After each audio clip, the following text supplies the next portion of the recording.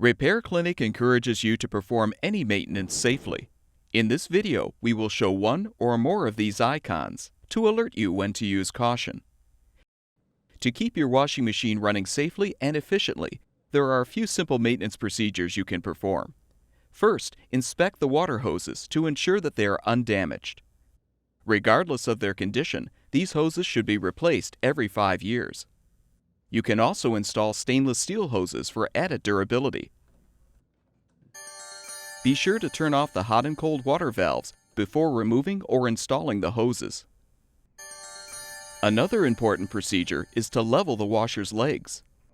Most washing machines use adjustable legs with locking nuts. Level and tighten these legs as close to the washer base as possible. Some washers also have self-adjusting rear legs. Once you've leveled the front legs, tip the washer forward and back down to set the rear legs. Use a level to ensure that your washer is stable.